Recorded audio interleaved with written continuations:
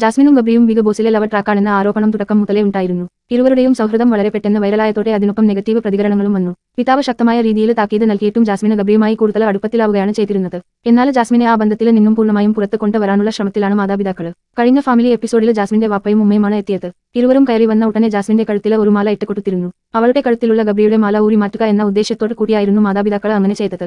ജാസ്മിനുമായി സംസാരിക്കുന്നതിനിടയിലാണ് നല്ല മനസ്സോട്ട് കൂടി കഴുത്തിൽ ഇട്ടിരിക്കുന്ന ഗബ്രിയുടെ മാല ഊരി തരണമെന്നും അത് സ്റ്റോർ റൂമിൽ കൊടുക്കാമെന്നും പിതാവ് ആവശ്യപ്പെട്ടത്. പിതാവിന്റെ പെട്ടെന്നുള്ള ആവശ്യം അംഗീകരിക്കാൻ ജാസ്മിന് സാധിച്ചിരുന്നില്ല. ഇതോടെ തനിക്ക് പറയാനുള്ള കാര്യം കേൾക്കണമെന്നാണ് ജാസ്മിന് ആവശ്യപ്പെട്ടത്. പുറത്തിറങ്ങിയതിന് ശേഷം ഗബ്രി വിളിച്ചോ എന്നറിയില്ല.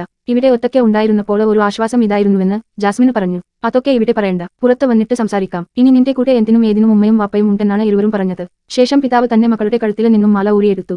ധൈര്യമായി ഒറ്റയ്ക്ക് നിന്ന് കളിക്കണം, ഇനി കപ്പും കൊണ്ടേ വീട്ടിലേക്ക് വരാൻ പാടുള്ളൂ. വേറൊരു കാര്യം ഓർത്ത് സങ്കടപ്പെടാനോ കരയാനോ പാടില്ലെന്ന് പറഞ്ഞതിന് ശേഷം ജാസ്മിന് കിടക്കുന്ന മുറിയിലേക്കാണ് ഇരുവരും പോയത്. ശേഷം ഗബ്രിയുടെ ഫോട്ടോയും പിതാവ് എടുത്തു. ഈ ചിത്രം കൂടി താനെടുക്കുകയാണെന്നും എന്ത് കാര്യമാണെങ്കിലും തങ്ങളുടെ ഫോട്ടോ അവിടെയുണ്ടല്ലോ, അത് നോക്കിയാലും മതിയെന്നും അദ്ദേഹം പറയുന്നു. ഇവിടെ വന്നപ്പോൾ ആകെയുണ്ടായിരുന്ന കൂട്ട് ഗബ്രി മാത്രമാണ്. ഇവിടെ എല്ലാവരും എന്നെ ഒറ്റപ്പെടുത്തിയപ്പോൾ നിന്റെ ഞാൻ കൂടെയുണ്ടാവുമെന്ന് പറഞ്ഞത് ഗബ്രിയാണ്. പിന്നെ ഇതൊക്കെ എടുത്ത് കൊണ്ടുപോകേണ്ട ആവശ്യമെന്താണെന്ന് കൂടി ജാസ്മിന് പറഞ്ഞതോടെ അങ്ങനൊന്നും ചിന്തിക്കേണ്ടതില്ലെന്നാണ് മാതാപിതാക്കൾ പറഞ്ഞത്. ശേഷം ബിഗ് ബോസിനോട് സ്റ്റോർ റൂം തുറക്കണമെന്നും ഗബ്രിയുടെ സാധനങ്ങൾ അവിടെ തിരികെ വെക്കണമെന്നും പിതാവ് ആവശ്യപ്പെട്ടു. ഇതിനിടയിൽ സഹമത്സരാർത്ഥികളുമായി സംസാരിക്കവേ പുറത്ത് നടന്ന ചില സംഭവങ്ങളെ പറ്റിയും ജാഫർ സംസാരിച്ചു. ഇതോടെ ബിഗ് ബോസ് കൺഫെഷൻ റൂമിലേക്ക് വിളിക്കുകയും കർശനമായ താക്കീത് നൽകുകയും ചെയ്തു.